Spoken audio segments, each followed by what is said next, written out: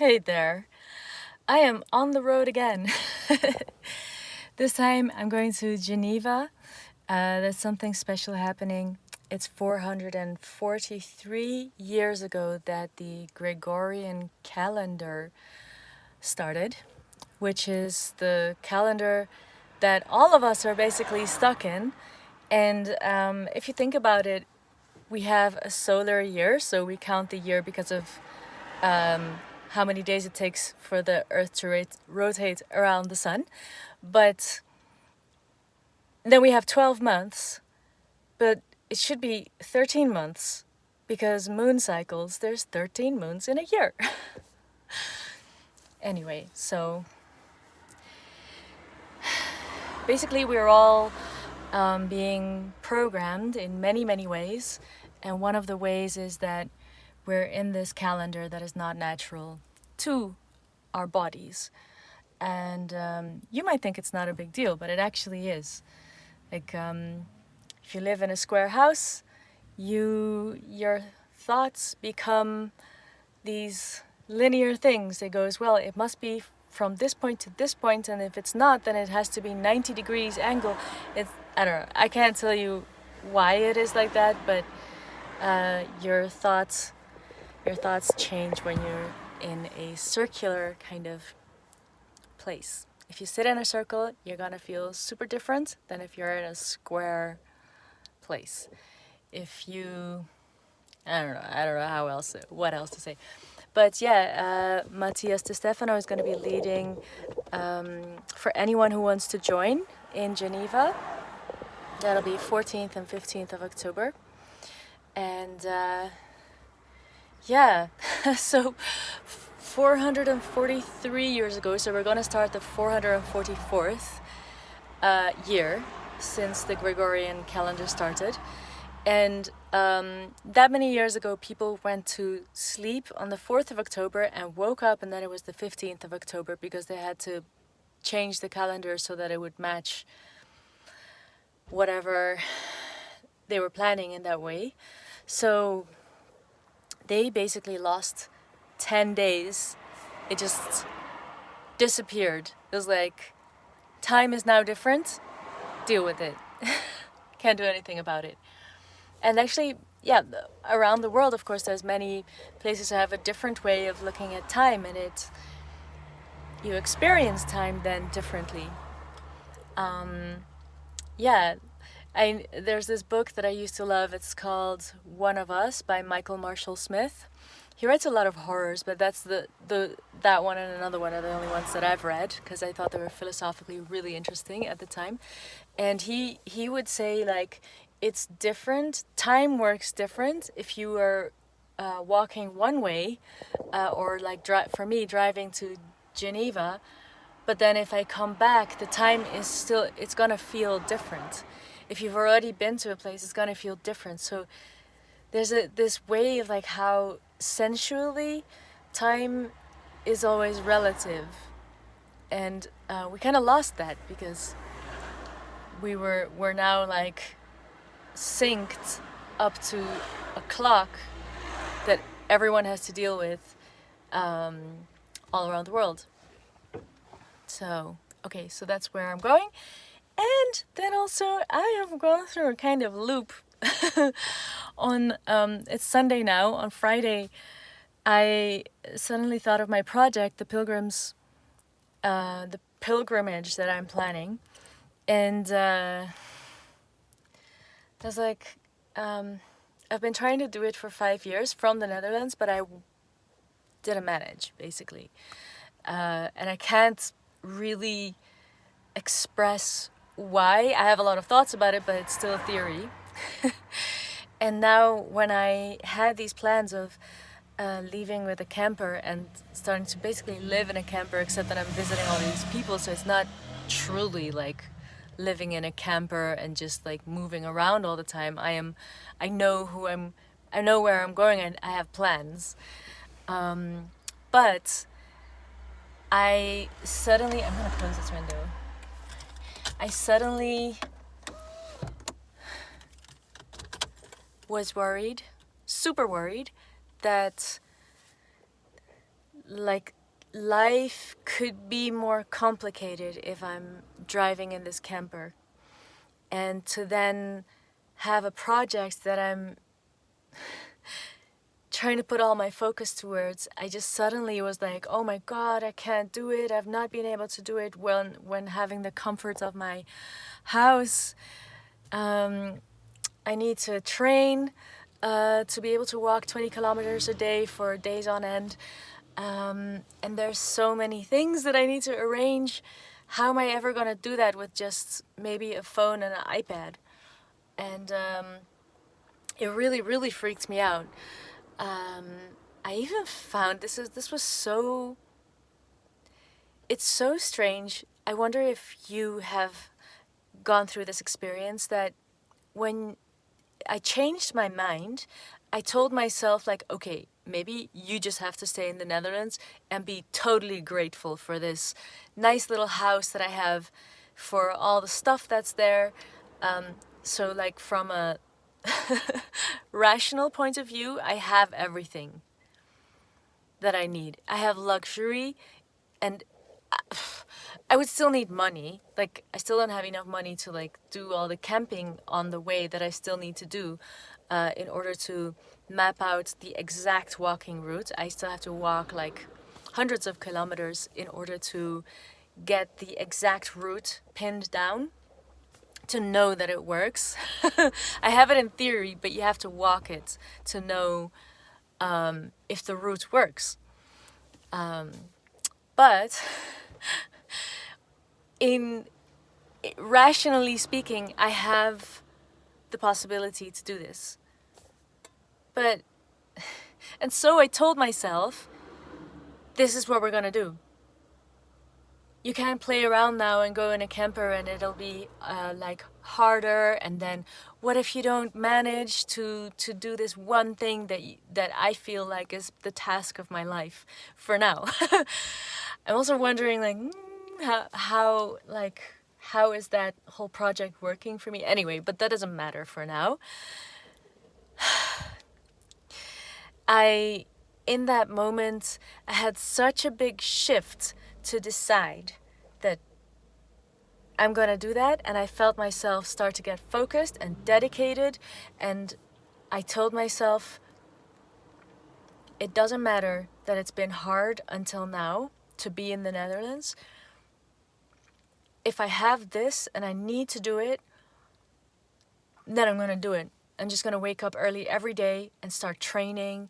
And I saw myself like, have you guys seen that movie, G.I. Jane? That was me.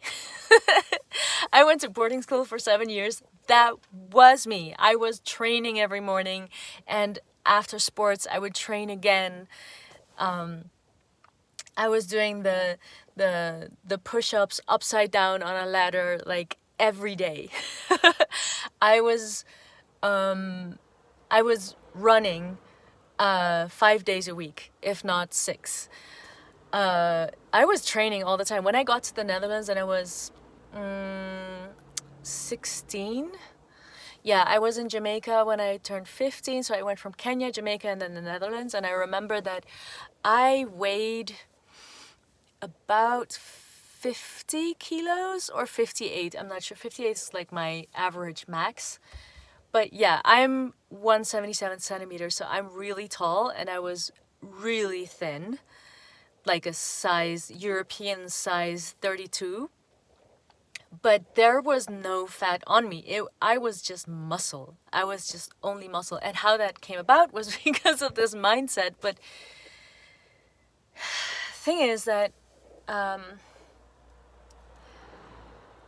that's why I also have help with this, because that is the mindset that I needed to survive. And I managed.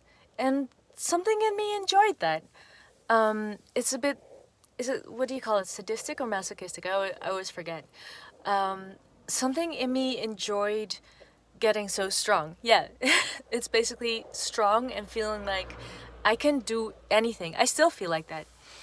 But I had to turn this whole thing around. I was like, I cried that night, And I cried yesterday. It was Saturday. I cried the day after, that was yesterday. I cried again.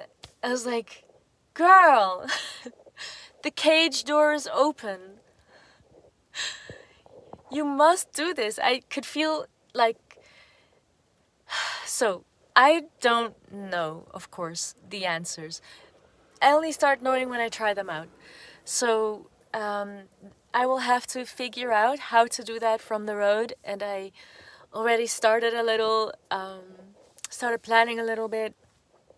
But yeah, and this morning I finally talked to the camper owner, the salesperson, the person who's selling it to me, and told her, yeah, I'm gonna go ahead with all of our plans, and if the camper is technically sound, then we're gonna buy it. But yeah, I have gone through many like cycles of fear of yeah. Okay, so this is my story. I hope that this is developing and that in the future I'll be like, damn, that was then. But we'll see, you know? You never know in the moment how things are gonna turn out. But I'm sitting in my car like almost screaming at like recording this because I'm really happy. But also probably because I've not really talked to anyone, and I have been driving for, I don't know, what time is it now? Like 4 o'clock in the afternoon, and I left like at 8. And I've been driving almost nonstop. I'm starting to really enjoy this, and actually this trip to Geneva and back, it's like about 1,800 kilometers, maybe a little more. But it was also just to remember if this is what I want, and to just try out some little bit of details. And yeah, when I packed for this trip, it's like not the kind of packing for for a little car. I was like, I saw all of my stuff in the car, and I was like, wait, are you going camping for 5 days? And I was like, no, I'm not. But I have everything to go camping. I'm staying overnight with friends and yeah, an Airbnb. So okay, gosh, all of this, what I'm saying is, when I'm at home and I tell people of my adventures, and they're really, really happy to hear my adventures. And a lot of people say to me, wow, you're doing exactly what I have been wanting to do for years. I mean, me too, girl, you and me, like 20 years. And at some point, you just have to figure out how to do it. And I didn't think that I would feel scared at so many points like this, but I guess that's part of the journey. So I hope me doing this helps other people just go, oh, you just did it, and took all of the hurdles that had to be taken along the way. And I'm not discarding any of my emotional processes. But I am listening to my heart. I know that sounds super cliche, but I feel like I'm more myself doing this than before, and that's why I had to decide to do it. Like, don't accept living in a cage. Don't accept that that's the only possibility. It's not like go do anything and just throw yourself out there, but like, I can feel like I was dying, and that's something that I couldn't truly articulate as I was staying in the Netherlands, as I was staying in place and like not moving. It's then very hard to acknowledge how painful that is. And so I feel like if I can take calculated risks, I'm kind of half crying.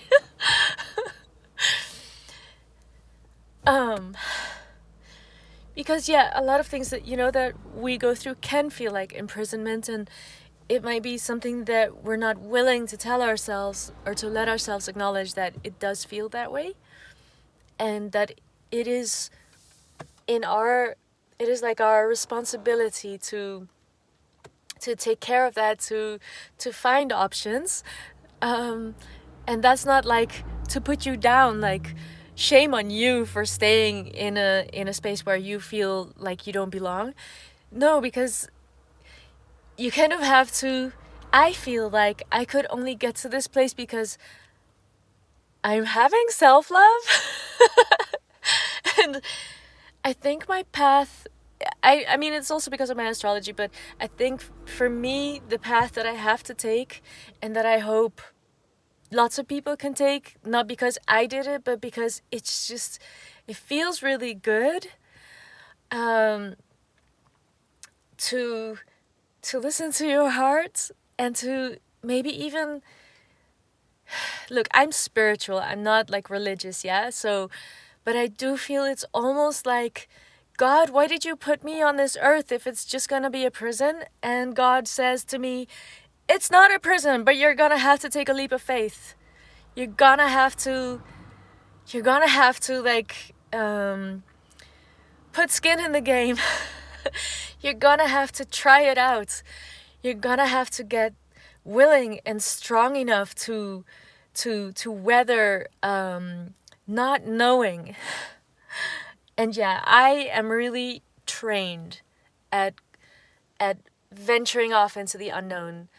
That is what my disability and my life experience and all of my traumas, but let's not call them traumas, let's call it post-traumatic growth, because all of those challenges have made me into who I am.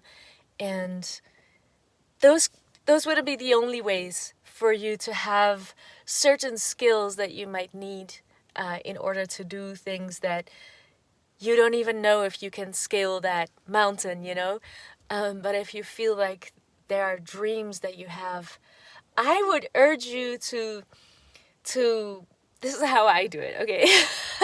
I might have talked about this before, but yes, I have a video about that, but it's really old. It's like 2 years old. It's, if you feel like something's impossible, don't say it's impossible, but say, I don't know how to do it. Say, it could be possible, but I don't know how to do it yet.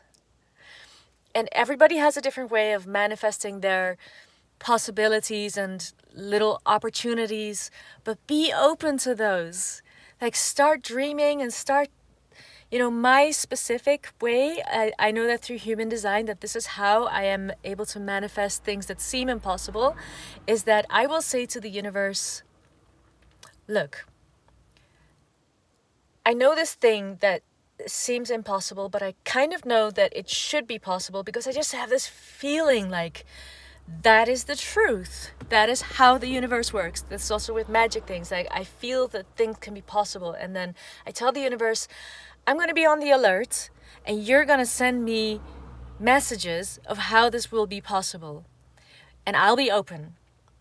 And as soon as I see opportunities, I'm going to lean in. It's like a door that's shut, but then I'm saying, look, there might be some way that door could open. And as soon as I see, hey, that might be an opportunity that would open that door, I'm going to get my toe, my foot, my heel in that door. And that first option might not be the one, but I'm going to keep paying attention. And one day, I swear, I'm going through that door. And for me, this is how I changed the world. This is from little Joan growing up. Every single problem that I saw, I know it's in my character, so but every single problem that I saw, I said to the universe, God damn, how can that be happening, and how do I solve it? Tell me what is going on. I want to know the foundation. I want to know how this is happening, and I want to know how to solve it, but in the right way. I want I want it to be a solution that is wholesome, that is bringing more balance, instead of like putting a little band-aid over something and just hoping it sticks, or and then just growing in wounds. And I don't know, like it just rots and then you don't realize, or you make an adjustment and it's just worse than whatever it was before. I've had that. So I hope you are well. I hope you are connecting to your dreams, because boy, this is gonna get a rough ride. These years, this earth, I don't know, but it's wild. And I think everyone that is willing to take a chance on their dreams, universe is backing you up. If it's like for the good of everyone, universe will back you up. But you might have to learn a lot about reality on the way. But I'm gonna be doing that with you with a smile sometimes. All right. Mwah. Sending you much love and blessings on your path. Bye. See you next time.